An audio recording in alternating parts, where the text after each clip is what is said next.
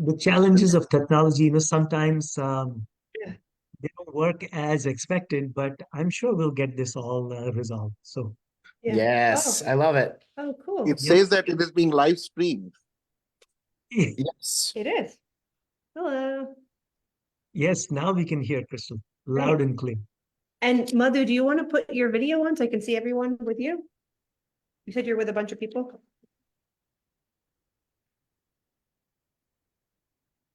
I hope they're not having This- Nini Bata right now. Yeah, we are having Ninyabata. Oh, That's why I'm not able to turn on the video. oh, Oh my okay. God. All right. Well, at least you can hear. That's all that, at least there's audio. All right. But I don't see it on the Facebook as The Facebook is live. I'm watching it as we speak. Hello. And the global KP diaspora. Just mute. That's Just turn it Bhavna. up. She's the CEO of Ninyabata. Namaskar. Hello, Bhavna. Namaskar. And Nice to we get in can, touch with you all. Mohanji, you're live. You're live. yes. So let's get started. Absolutely. So thanks, Dr. Call. Appreciate it. And Crystal will be here, sitting here for a minute, and then we'll get started as people go. So why don't we kick off with the introduction? Wonderful, wonderful. Well, good evening, everyone.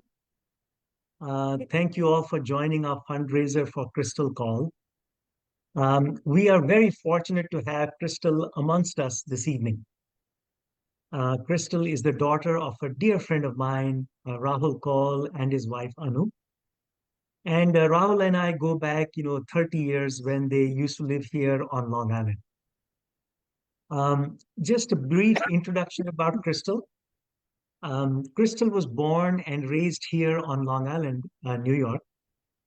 And as you will hear from her in a few minutes, her childhood has been greatly influenced by her parents and her grandparents, who instilled true Indian values in her.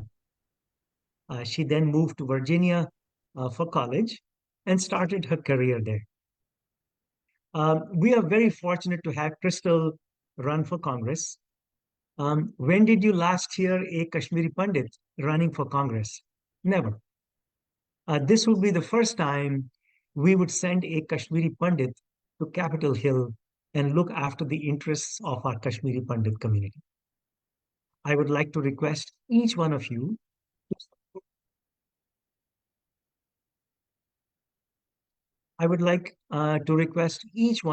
to support Crystal wholeheartedly and also spread the word amongst your family, friends, and associates.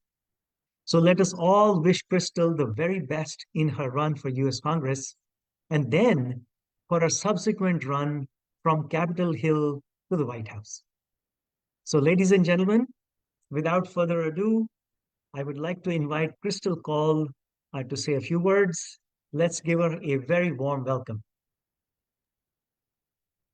Thank you guys for all joining. I really appreciate it. I know we have a few folks who are in a group on the Zoom, and I know we have folks from all different time zones on here. So I appreciate it. Mohanji has been a very dear family friend to my family for decades.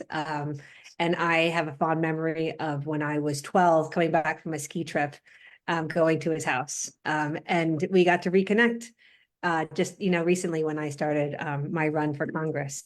So I'll tell you a little bit about myself.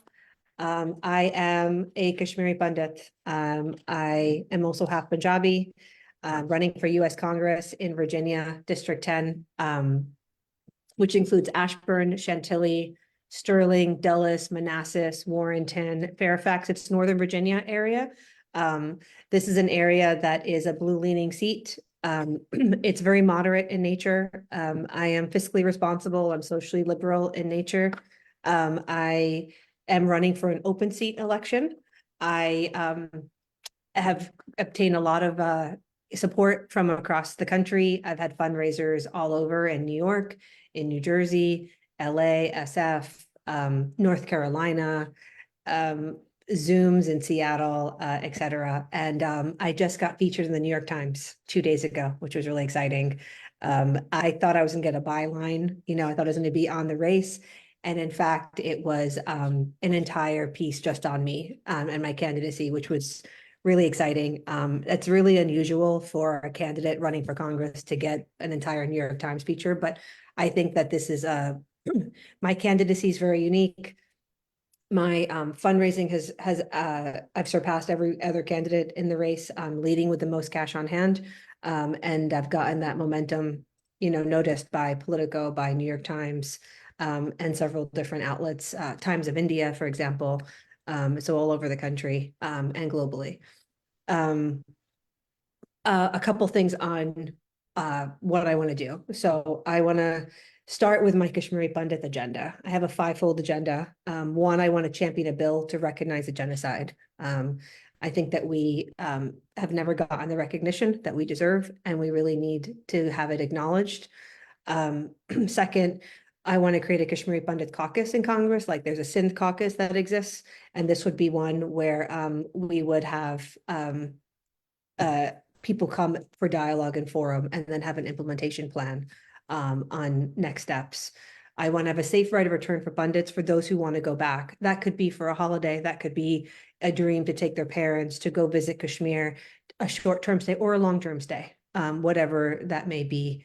So I think that if you want to go, you should have the right to go and feel safe, and to do it in a way where there's no like worry about security.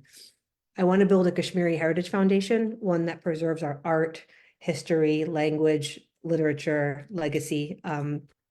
This is something the Jewish American community has done very well with a Jewish American Heritage Foundation. We can definitely follow suit and emulate them.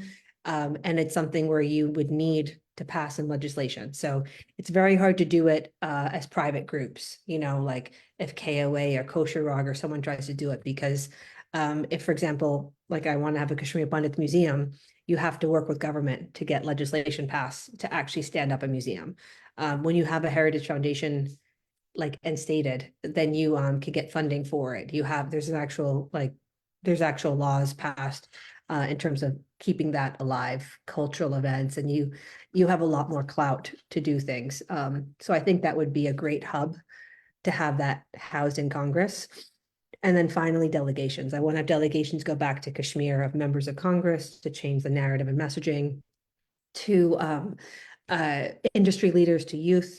I myself went to Israel with Ro Khanna 20 years ago on an Indian American leaders delegation. This was one that was a kind of a, it was a elderly group of very senior Indian American prominent people. And me and Ro were the two young people on it. I was a bachelor student, he was a law student. And it just shows the strategic foresight of the Jewish American community to say that these two people, they thought were going to get into Congress one day and vote on Israel, and had us go out and meet with a lot of the policymakers and the stakeholders in Israel. So those are the kind of things we can do, because the narrative messaging has been very obviously pro-Pakistan leaning, as we've all seen. And this is how you can actually change it. And then also industry leaders should go so that we can, figure out ways of, identifying business and ways to look at Kashmir from different lenses as well. It's not just political, but there's other aspects. And then I think youth need to go so that they can actually go and visit. And Kashmir is not just some abstract notion that they've heard about from their parents, but something that they actually can touch and feel. I think all of that is really critical. And honestly, the heritage is just dying. The language is dying, right? I mean, once this generation, like we move to the next generation, how many of the Kashmiri youth are really connected with Kashmir? So this is our really only opportunity to salvage it. I've had the unique opportunity of being able to do a PhD on Kashmir. I did it at Brown University. I actually lived in the valley. I interviewed pundits, I interviewed military. I went to the refugee camps. I documented what happened. I'm the only person in the world ever to have done that. And that's really unique and unusual. But I want to be able to share that experience and have others also go and be able to to be able to touch and feel Kashmir in the same way that I have. I've gone back several times as well. I've been back about 4 times, and I was there even last September. And so I think that, now is our time, especially in light of the G20, in light of the passing of Article 370. Those were, certain steps and milestones, but a lot more needs to be done in terms of strategic roadmap for pundits. And we have, there's a huge delegation that Dr. Sundar is organizing in September in Srinagar itself. And I think it'll be a great time for pundits to go back and to be able to congregate there and to create this roadmap on next steps on how we can actually get, representation for our community. So that's what I want to do again on the Kashmiri Pundit agenda. I can tell you a little bit about me for those who don't know. I did my bachelor's at American University in International Relations and Women in Politics. I co-authored a book to help break this glass ceiling for women to get into politics, interviewed several members of Congress. I was working on Capitol Hill at the age of 19 as a Washington leadership intern with the Indian American Center for Political Awareness. It was a starter program started by Sant Chatwal uncle, who really, was an advocate too of getting more Indians into politics. We had no members of Congress in that time. We just had Bobby Jindal. And so I worked for Congressman Marty Meehan, and I got to get the insight of what it's actually like to be working in a congressional office. I went on to do my master's at Johns Hopkins School of Advanced International Studies and International Relations, Conflict Management, had a dual regional foci on South Asia, Middle East. And then I did my PhD work at Brown University in political science. Again, lived in Kashmir and also lived in Israel, Palestine. I worked for several prominent think tanks like RAND Corporation, Center for Strategic International Studies, the Woodrow Wilson International Center for Scholars, and Carnegie Endowment for International Peace. And then I entered into the DoD space. So I have the highest level clearance. It's a top secret security clearance, SCI with a full scope polygraph. I served under Secretary Austin, Secretary of Defense. Sorry, 1 second. I'm just going to move to another room. 1 second. Sorry.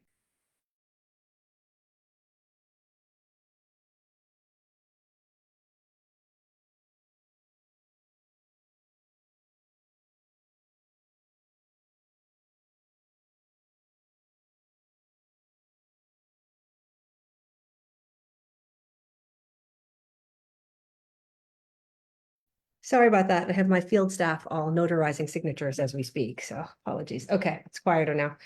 I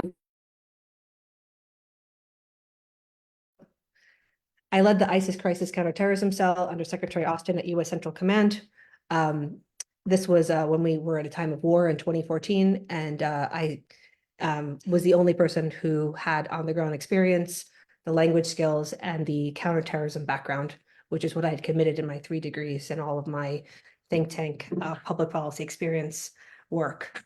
I went on to work with CIA, Emerging Trends Technology, DIA, Air Force, a lot of the 3-letter agencies. I worked with all the top defense contractors like Deloitte, General Dynamics, Booz Allen. Then I came in as one of the youngest directors to ever enter the DoD. I was the only Indian American, for sure the only Kashmiri Pandit. I was very unusual. I was 32, and I was in the highest civilian rank that one can reach. And I was equivalent of a full bird colonel. And that was pretty historic because they had, again, I was sitting at the board of directors at the DoD, and it was all 65-year-old like white male colonels there. And I think people were confused as to if I was the translator, the intern, of what was going on. But I think representation is important. So I got to work closely with Secretary Mattis, who's arguably one of the greatest secretaries of defense that we've had. And then I helped to stand up the Joint Artificial Intelligence Center. I worked on IoT, smart cities, a lot of the really critical tech issues facing our country. And I started my own business, Crystal Clear Communications. And within the first 90 days, I got several top clients like Intel Corporation, Bank of New York Mellon, McKinsey, Bain. And I then shifted my focus, and I really help small businesses like IIT alum run businesses, Indian American run, women owned, disabled veteran. to get into the US Defense Industrial Base. So I try to give minorities a leg up in a system that is very homogenous. I teach at MIT remotely, and today I'm running for US Congress. So that's a little bit of background about me for those who don't know. And I would give you like a quick state of the race. So currently, I'm leading with most cash on hand, which is important. I got cited in Politico, as I mentioned, as top contender. I got an article written about me in the New York Times, which I thought was wild that they reached out, and they actually said to me, they thanked me for giving them time, and I said, "You're the New York Times," and then again, I was expecting maybe a line or two in like a broader article about about the whole race, and in fact, it was an entire article about me. So that's for those who maybe don't know congressional races, that's like honestly unheard of, because the New York Times is, I'd say the most read news outlet in the country, and then it's like Washington Post and then everything else. So to kind of jump straight there and get that like recognition nationally is huge. And of course, the party takes note of that, and then all the other press outlets. So, and it's very clearly stated there that I've come out from like, the woodworks and really shot up to the top from a number of reasons. This district is 44% minority and has never had a person of color represent. This is a very female-friendly district, a district where only a woman has held the seat for 14 years. It is a district with 16% Asians, almost like 10% Indian Americans who live there. Loudoun County, where I live, is actually the richest county in the country. And the district is the third richest in the country. It is one that is predominantly run off of defense and tech. So it is DoD contractors, defense civilians. It is military vets and small business owners who work with the DoD. And then folks who again do tech, but tied in again with defense. And I was out today for like 8 hours, right, canvassing, and everyone I met, right, they came from all walks of life, right? I mean, it looked like the United Nations. I was out in One Loudoun at St. Patrick's Day, and it was full of minorities, right, from all over. But again, everyone resonated with me on the fact that they're all, as soon as I said DoD, they were sold. They were ready to sign on. They're ready to vote. And I think that is where I really bring all these communities together, the minority community, but also the other, 60 some percent of folks who just want someone who gets it, who has served, who understands the challenges of like contracting, who understands the challenges of the bureaucracy of DoD, and can really just relate to them, and who's a small business owner. So I think all of those things, being a national security Democrat, like that brand that I have alone is what cross-cuts all these communities, especially the big voter blocks. The people who vote in a primary are 40 to 6-year-old women and senior citizens predominantly. And then I would say military. So yes, I'm inspiring minorities to also come out to vote in this, but if I really target the base of voters, it's going to be like very, charged women who really want a woman of color to come in, and who are really concerned about codifying Roe, making sure that we stand strong on, protecting our women's reproductive health freedoms, on gun safety issues. That's a big one for them. And just, and education is huge.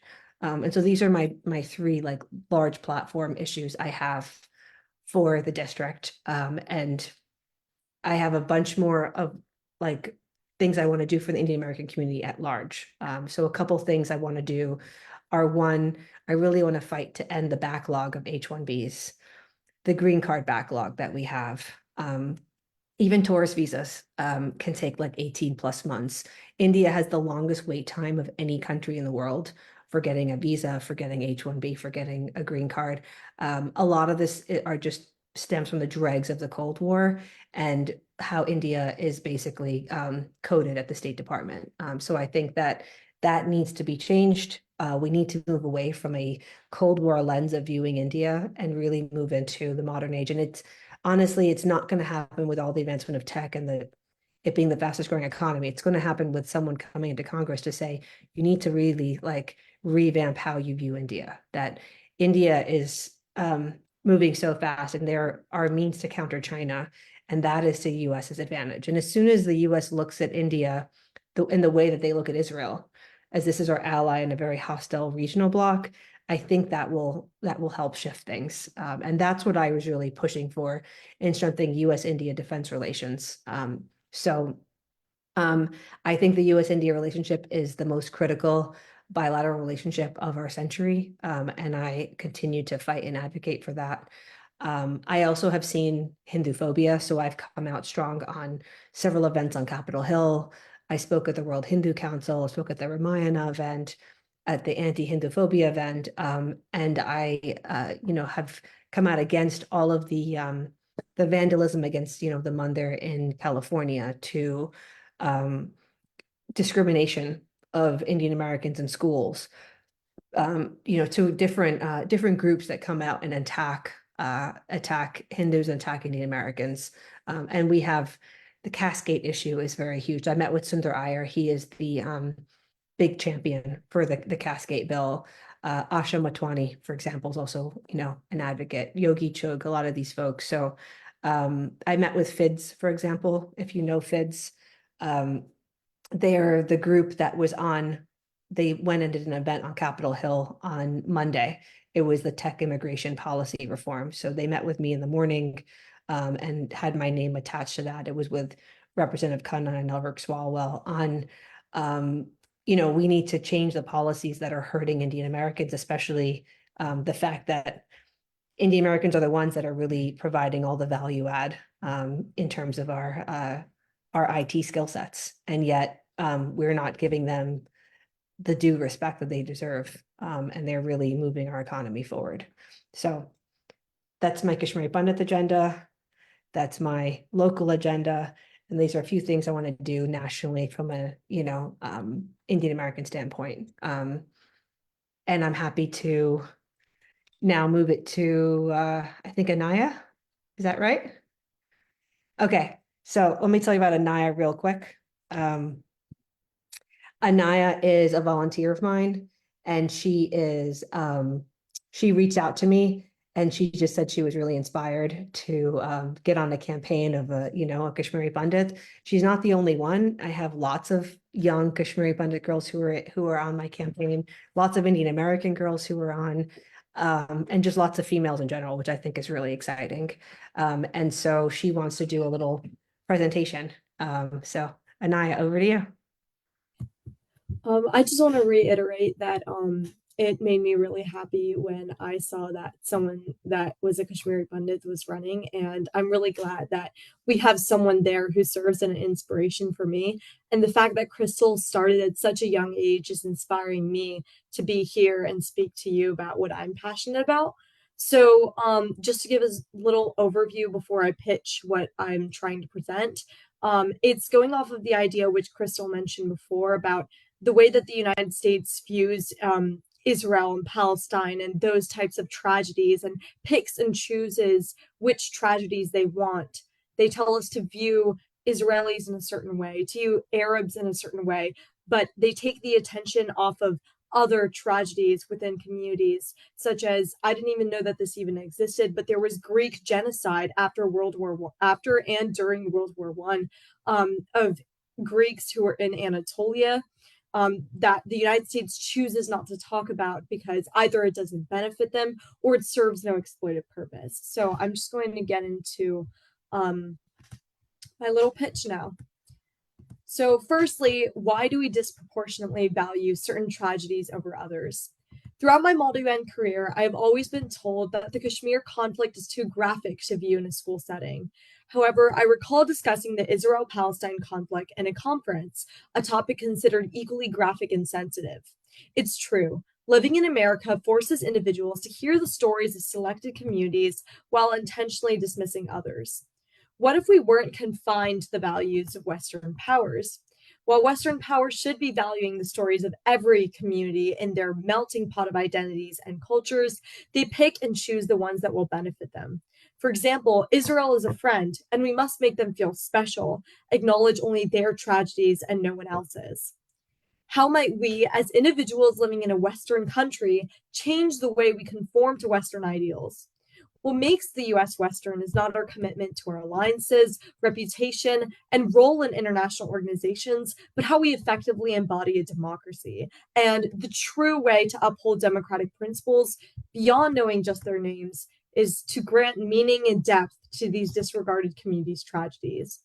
And one primary example of these disregarded communities' tragedies is Kashmir. Whenever I look at Kashmiri media, like US coverage of what happened in Kashmir, majority of the time it is viewed as Pakistan as the better actor and disregarding Kashmiri Pundits, their genocide, and India as maybe the better actor in this situation. And this is primarily because the United States has a major geopolitical interest in the Middle East. And for this reason, they believe that if they lean towards India or they lean towards the truth and away from Pakistan, that geopolitical interest with the Middle East and this whole idea of Islam will be lost. But I completely advocate for what Crystal's doing, because this is exactly what I'm saying, is that we need to focus on every single tragedy. We need to move away from this natural Western mindset to focus on just the Israelis or just the Arabs or just the Holocaust or just the Israel-Palestine conflict, and focus on other tragedies so that when my parents or when my grandparents tell the story of what happened in Kashmir, they feel the same sense of American pride that a Jew can feel telling their story as a hero in the Holocaust or in the Israel-Palestine conflict. So that's it for my little spiel. I do have something that's called the detrimental Western mindset. It's just a little form with some questions for you. And I just want to see your thoughts, how your mindset has changed and progressed. That'll probably be sent out at the end of the event, but that's pretty much it for me. So yeah.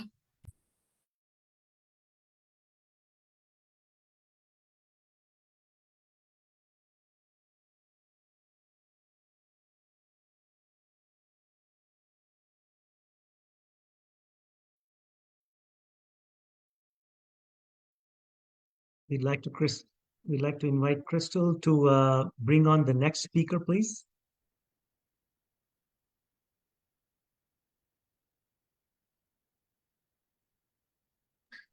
Sorry. Hi. Oh, hey, sorry.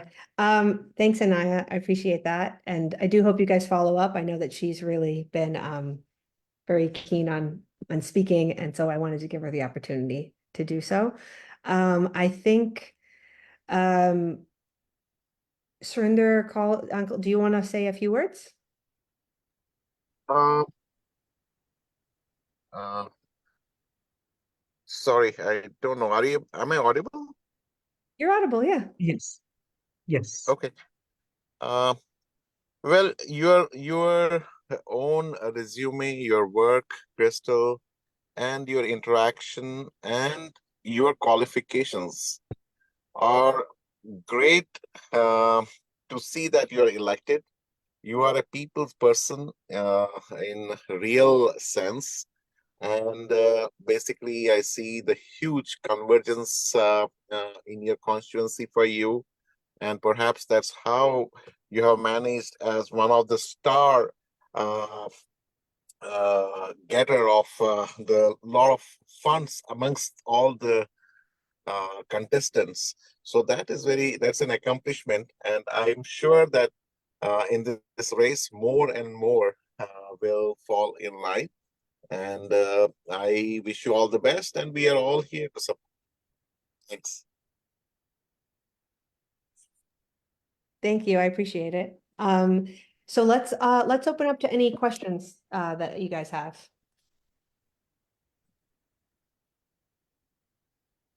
Do you guys, anyone here have any questions, thoughts, or comments? Yeah, I think, Crystal, can I ask you a question? This is Surinder again. While we have been talking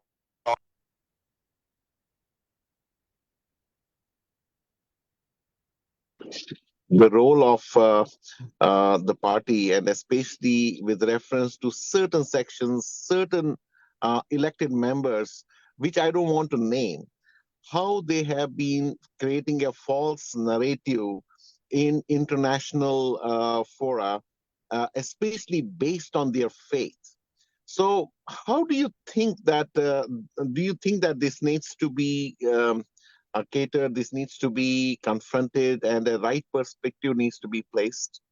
I'm raising this question because of the experience and based on certain situations, especially in the last few years, whether it's a conflict in Middle East, whether it is some other conflict. So the faith comes in between, creating these narratives. So I just wanted to, I don't know if it's a relevant question. If you want to pass it, you can pass it. So I just wanted to say this.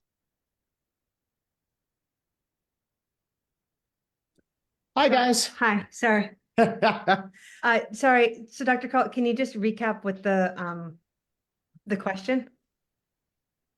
Sorry about that. So I don't know if it is a relevant question here, but I'm asking this. If you want to pass it, you can pass it, because this is the feeling among so many members that we have talked about, and that is primarily about, especially with reference to this party, where certain section of the elected representatives have been playing a sort of a false narrative based on their faith, whether it is Middle East, whether it is some other areas of the world which has something to do with their faith. So we have seen a pattern that these elected representatives come out and focus their question, and which is not realistic, and thus try to create a false narrative in their favor based on faith. And I repeat that I don't want to name those elected representatives in this forum. Okay. So I can just say very clearly that I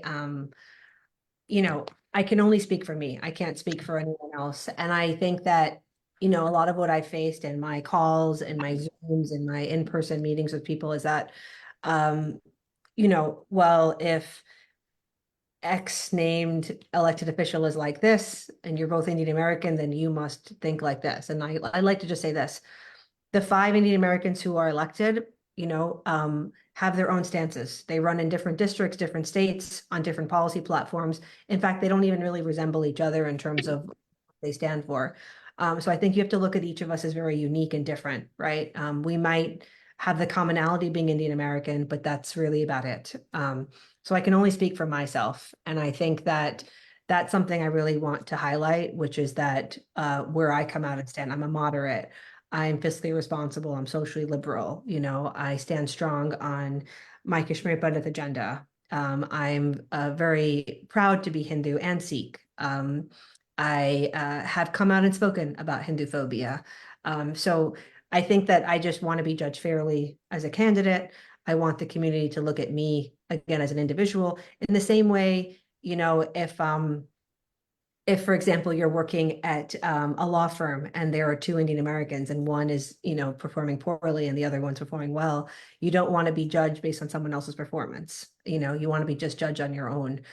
So that's the only thing I can say, is that I think I should be judged as a candidate for what I say, what I stand for, and my background, I think, speaks volumes to that, because I'm not just an Indian American by name, but I spent 3 degrees, and all of my think tank experience and all of my service has really been to really promote U.S.-India relations, has been South Asia studies focused, and I've committed effort and time to go back to the region to promote Indian Americans. I'm not just coming from business or law or medicine and say, hey, support me just because I'm Indian American, but I've actually really committed and devoted the time and effort to understanding these issues, to studying Shuddh Hindi, to going to Vidyapith as a child, to working in South Asia centers, to looking at all of the challenges that face Indian Americans and then also US-India relations in particular. And I don't think that any other candidate we've had ever run or who's in Congress today can really showcase that in the way I can. So I think that's what I'd like to highlight. And I want to hand it over to Sam here, who's going to give the state of the race. Hey guys, thanks so much for your patience. Sorry, as you can tell, we have been running all day. We have gotten a bunch of signatures out in the field today of local VA10 residents who are supporting Crystal. We've also been on the ground with a very strong team of volunteers today, coordinating our big effort and our big push. And I know you couldn't do it because you're not 18 as of yet, but don't worry, we are still grateful for all your help, and we are very, very pumped to have you on the team. I know I wish I could have had you out there today, especially. Crystal was pulling in signatures left and right, pitching herself live. And as you can tell, she's lost her voice a little bit.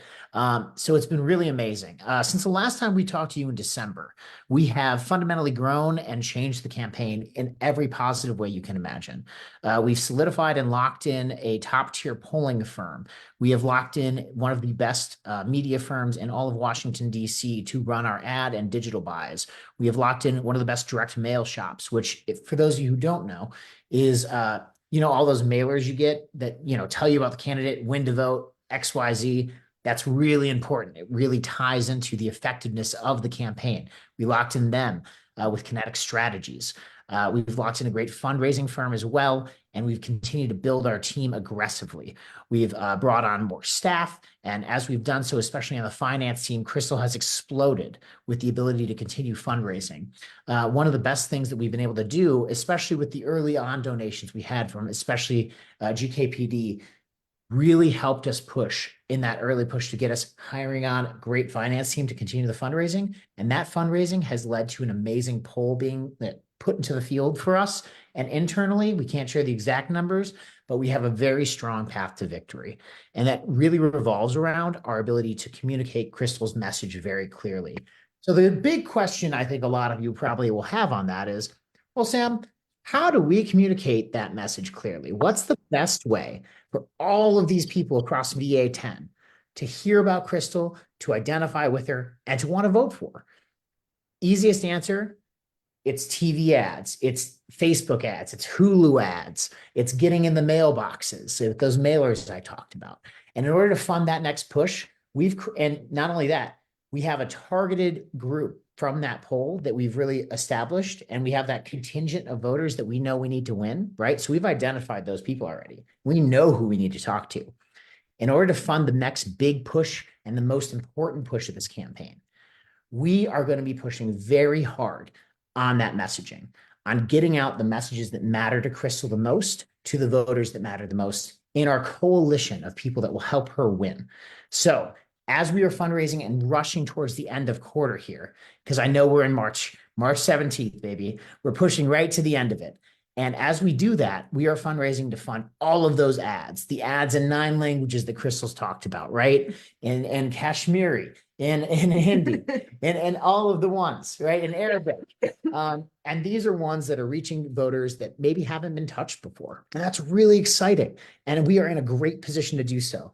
But as that being said, we also need your help now more than ever. GKPD was there for us at the very beginning in December when we were making our initial huge push, and we need you now even more.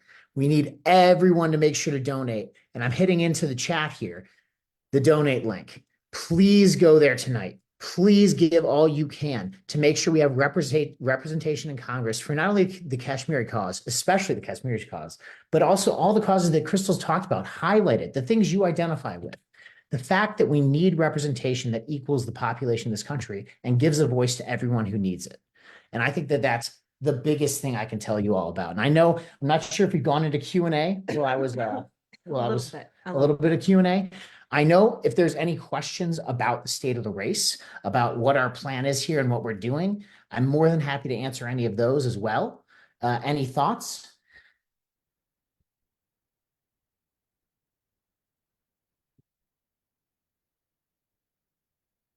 I love the sound of silence. It means I did a good job communicating. So can you give us, this Mohan, can you give us, a little bit of,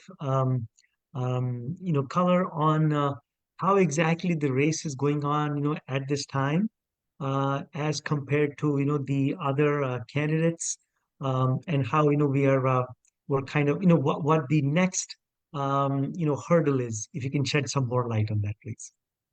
Yeah, absolutely. So as of right now, Crystal, sorry, I just don't want to get coughed directly on.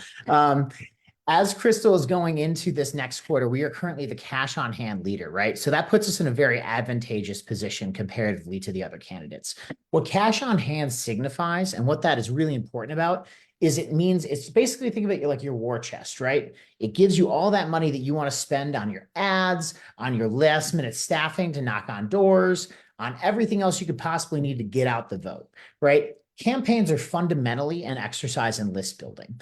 Right now, we're in the phase where we're growing our list, right? We're stacking that entire group of people we want to target. Then we target them, we get out that message, and then the final push is we get out the vote. So that cash on hand is what really drives it. Fundraising is like the fuel that powers the car.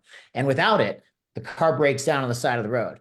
With us, we're tapping out with a full gas tank. But as we're about to spend money on all of these big ad pushes, we're about to go like 0 to 90 miles per hour if you keep with my car metaphor here. So we're going to need to stop to fill up at gas. And I know this metaphor is just being beaten like a dead horse, and I'm going to stop, I promise. But that all being said, we need to refuel. We need to make sure we're ready for the last push because we're about to start our big ad spend. And that's kind of the state of the race in comparison to other candidates who maybe don't have that fuel to power their big engines as they're about to try to go in. We are at a comparative advantage. And it's because of the amazing work that we did early on in December, especially with groups like GKPD. Like you guys were fueling us from the start, and we need you once more to help us get over this finish line as we push to the last filing prior to the election starting, because voting starts May 3rd, right? That's exciting. It's also a little terrifying because the calendar never stops coming. And I absolutely am so excited for it, but I know we have to keep pushing hard, and I know you guys will help us do that. Did that answer your question? Sure, sure. So it looks like, the next milestone is the May 3rd date, right? When No, the March, voting starts. well, March 31st, I think, is the next milestone in terms of that's Q1, right? December 31st was the big push. Numbers came out, end of year. I came out as cash on hand leader. I think the New York Times phrased it best when they said Crystal Call came out and basically bested this guy Dan Helmer, and she came out and she's leading the whole race, and they only even cited like 3 or 4 candidates. They don't even cite the rest because they're not even really viable. So they put, the whole piece is written about me and my background and where I am in terms of like the front runner in the race. So March 31st will be the next real deadline, is that big fundraising push that's so critical, because then like we're up on ads. The DC Virginia media market's very expensive. And so social, it's going to be like an ad war essentially. And so for me to like stay number one and not let the number 2 candidate or 3 like come ahead of me is to keep fueling it. Like if you guys ever see on Facebook posts, you can boost your ads, right? You can pay $5, 10, 20, 50. So imagine doing that at a really high volume level to 820,000 people. You're trying to blast it out. You need to put in like hundreds of thousands of dollars to really blast it. This is a campaign that's like much more ad and messaging heavy, because it's a primary race. And so that's our strategy that we're taking, is a lot like, mailers, but really the social media strategy to go up on all the social media platforms. But for that, you need money. Because even today, while I met with 200 people and I got their signatures and they all were great, and I talked to them and they resonated with me, and they were from like every different community you could think of, religious group, background, etc. And they loved my story. I've got to do that now to like 200,000 people and then 400,000 people like that. So how do I tell that story? How do I message to hundreds of thousands of people? You need money to fuel that. That's really like the name of the game in an election. It's not the challenge of winning someone over. Like yesterday was great. We had a speed network voting dating thing that was going on. The party put it together. They brought all the candidates. They had 200 people there. They put us in these groups. And at the end, people came up and said, you spoke well, you're articulate, you're poised, and you can handle tough questions well. That's what I think they're looking for. They're looking for someone who can speak on lots of different topic areas and speak intelligently about them, but also who can, really like keep their cool under pressure. And so, but again, 200 people, these are still, when I think about it in the scale of an election, you're still only touching small groups. So now going in with this heavy push with the money that's fueling it, this is where I need support, from folks. It's $6,600 is the max an individual can do. The primary is like 3,300, what I can spend per person. So like as a couple, you can do $6,600. If you have a parent or an in-law or a cousin, you can, they can give. I just spoke with Nathan Butt, for example. He lives in Washington State. I talked to him. He was super excited. He got a voicemail from me, and like right there, he's like, $9,900, like done. I'm maxing out for me. I'm maxing out, for my parents. Like, so that's the kind of, it was like 5 minutes, and he was just like, where do I contribute? And in fact, I asked for less, and he came in. He was like, that's too little. Like, I want to give more. That's the kind of like energy I need and the kind of support I need to really make this happen. I see a lot of calls on this, and we're really at a very, like critical juncture moment here where we're kind of down the wire. We've got these 2 weeks to go, and then we've got to be up on ads. And then May 3rd, early voting starts, and it's a primary, so there'll be a lot of early voting, and then June 18th will be the final election day. But I can tell you, in primaries, usually people pretty much know who the winner will be before election day even hits, because there's so much early voting that goes in. So like that May period is really important, because this is not like a normal general election where people just come out on voting day. The early voting is actually, when you need to be hitting people hard. Again, the women's groups, the senior citizens, all of them. So please tell everyone. The link is right here where you can make a donation. It's on Act Blue, and it's just, it's the sooner I can get it, the sooner I can again start getting these ads out in the 9 languages that I speak, which is hitting at all these communities who have never seen ads in those languages. It's also, for them, it's very historic, to see an ad in Spanish or Italian or in Punjabi or in Hindi. For them, it really touches and moves them in ways, because I could even canvass in different languages. I was able to walk up to voters who don't speak English, and they're like, and then I say it in Spanish, and they're ready to sign my form. They're registered voters, they're US citizens, but they were like, you speak, for them, it meant so much, because, or I did it in Arabic, or I did it in Italian, like, because we have such a diverse district. So even so I can see how like touched people are, that I have the capability of doing that. They've never seen a congressional candidate ever do that. So I appreciate if you could, make a contribution, and if you can tell 5 others to do the same. I think Rakesh Uncle wanted to say a few words too. He's on here.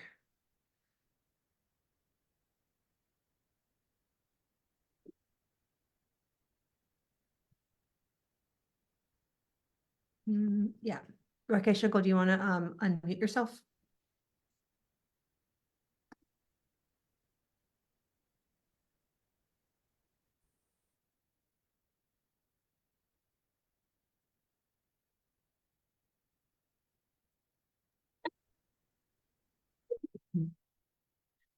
So I think we may not have him on yet, or he might be struggling with it, but are there any other additional questions? I thought that was great state of the race question. It's Rakesh saying he's unable to unmute. If you just go onto your bottom, you should be able to unmute. I'm asking you to unmute for it, but I don't know how to unmute it for you, unfortunately. So it's the bottom, on the bottom left, there's the mute button. If you it's press a that, microphone. the microphone button, yeah, you can press that. Did we mute everyone on the call? No, they're muting. They're muting Yeah. themselves. Okay. Well, if you're unable to figure that out, I totally understand. Zoom is sometimes specifically a little bit hard. But in the meantime, Would love to answer any other additional questions that you guys might have. And if you do have any questions about the state of the race, oh, I just saw him on mute. You're on mute. Rakesh. Okay. Yeah, Yay. okay. Finally, Zoom allowed me. So, namaskar, Mohanji, namaskar, Sundaji, and Sam, and Crystal, and Almia. Just wanted to make a couple of points, actually, to the viewers. It's fair to say that Indians in America generally, and the Kashmiri Pandit in America and in India specifically, has failed in getting the political establishment to take on its cause. So I think we have to accept that what Surendraji said, that the political establishment is either being tone deaf or has been hostile. We have prayed for a candidate to come who would listen to us, stand up for us, and have not been successful. Now, along comes Crystal Call, and we have to ask ourselves, if we were to define an ideal candidate, what it would be. And I would assert that whatever we would come up with as an ideal candidate, Crystal Call has vastly exceeded any criteria that we could have come up with. This is a rarest of the rare moment for our community. I know we are curious about how well she is doing. I'm not. I think she will excel. She won't let us down. And we have to make sure as a community, we don't let ourselves down. Now, Crystal and Sam, being Americans, they're going to do fundraising and they're going to do social media in the way that American fundraising happens. We as Kashmiri Pandits have to act differently. We have to act in a way that reflects our culture. And that way starts with recognizing that Crystal is part of our family and that we have to open our homes to her. It's not just about writing a check or an online donation. That is necessary, but it is not sufficient. That is not what one would do to one's daughter. We have to open our homes. Now, I know in the tri-state area, Mohanji has opened his home. I know Anuj and Urvashi opened their homes. Sushma and I did that. But every single Kashmiri Pandit who dreams of justice, who dreams of political representation, should seriously think about, how can I do something in my home that is a fundraiser? Because a fundraiser is a force multiplier. And I can tell you the math right now. If you invite 60 people, 40 will show up. Out of the 40, 20 will donate. The average donation in the Indian community will be $500 to $1,000. But what is most important is this, and this is really critical. All of the people that show up, the 40, within them, there will be people who will be door openers. And that's how Crystal Call becomes a movement. because all of us have become her force multipliers. But it starts with, and this is the humble request to all the viewers in my community, it starts with donation. Yes, that's a personal commitment, but it doesn't end there. You have to open your home. You have to bring your world and introduce your daughter to your world and say, this is my daughter. She is running. She's going to be there for all of us. Now, all of you, we're humbly requesting that you stand by our daughter. This is my guidance to my community. Let us not fail ourselves. It's not about failing Crystal. It's about us failing ourselves if we don't strike in an opportunity that I have called the rarest of the rare. Thank you. Thank you, Crystal and Sam, for giving me the time. Thank you, Mohanji, for giving me the time. Ananya, I'm really proud of you. I really am proud that young generation Kashmiri girls are taking up the cause. Tell your parents to embrace Crystal. Thank you. I could not have said it better myself, Rakesh. It's number one. Thank you so much for hosting us very recently. You have a Yeah. wonderful home and you had a And wonderful event. it was amazing. We had almost 60 people come. We had people literally like up, Rakesh uncle has a big, beautiful home and people like up to the door. It was really amazing. There were, it was just to see that volume and scale was great. And all of, so many people there people who have done fundraising for Hillary Clinton, for example, for Cory Booker, to see people like Dr. Nirmal Matu come really meant a lot. And recently I was out in San Francisco. Mother Mojanji opened up her home for me. I did an event in LA, Vijay Thrissel, Ajay Garyali. If you notice a trend, these are all Kashmiri pundits. Sanjay Kazanchi in North Carolina, Neha Nehru in Seattle, right? I'm going to have a Zoom with Atar Ganju Chandrasekhar, Rakesh Reda, right? So I really do think, the community is coming together. They're banding all over the country. Now is just the last push to amplify it. Now is the last push to really, come forth. Please make a donation. Please ask others to do the same. Let's not lose the opportunity. As Rakesh uncle, I mean, he put it in such beautiful words. This is really our chance and our time, and we don't want to lose it. So. Thank you guys so much. And make sure you donate at the link I just picked up here. We're so grateful to everyone who could join today. Yeah.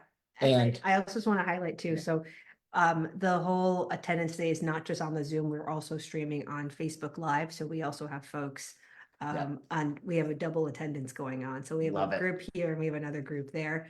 We're also recording this, so we're going to blast it out as well. A couple other things, just really quick to highlight. I just spoke to the Indus Business Forum at the Harvard Club, which was great. Had an amazing event there. Got a lot of support from, and it wasn't just Indian Americans as part of that. There was prominent investment bankers and businessmen and women across New York.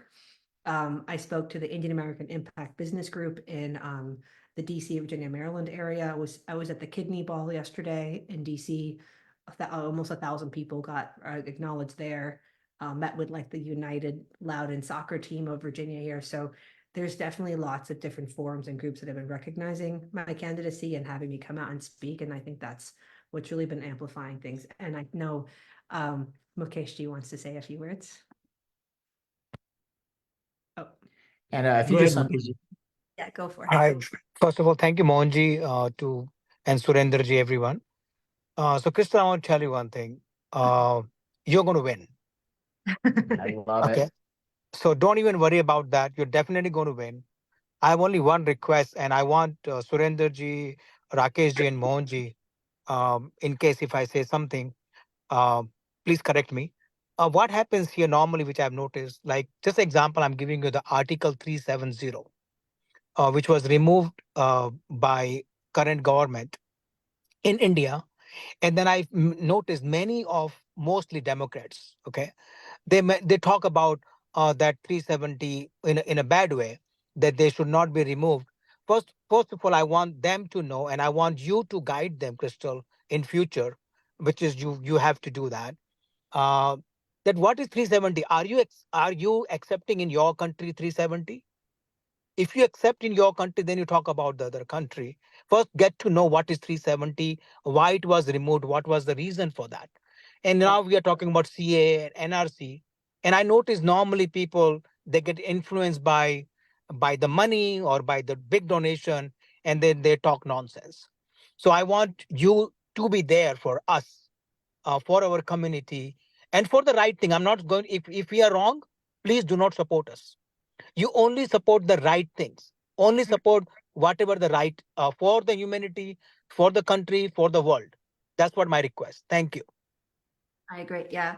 And I'll even take it one step further. So I think, I think that 370 was like the first step, but I think a lot more needs to be done. I've had many pundits come out and say, hey, we still feel like we need more advocacy. We like it's not really fully resolved. We need to have an implementation plan, a roadmap.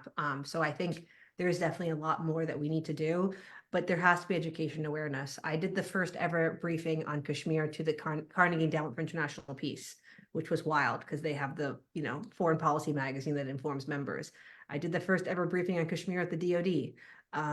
I advocated about Kashmir, on Capitol Hill when people didn't know what it was. So there was just such little awareness about Kashmir. There's little awareness about, honestly, like Indian American related issues, on U.S.-India relations, on the state of India, in ways that would probably shock people. And I think the only way to really to push to push the agenda, to really advocate for us, is to get an Indian American into Congress again that has this knowledge and has this history and this the ability to communicate with them as an American, as someone who's born and raised in this country, who is a patriot, and whose first and foremost interest is the United States of America, and understanding the value that India brings to the table, from an American lens. I think that is extremely important, and that is what has been missing thus far. So 100% agree with you, and it's going to really start again with just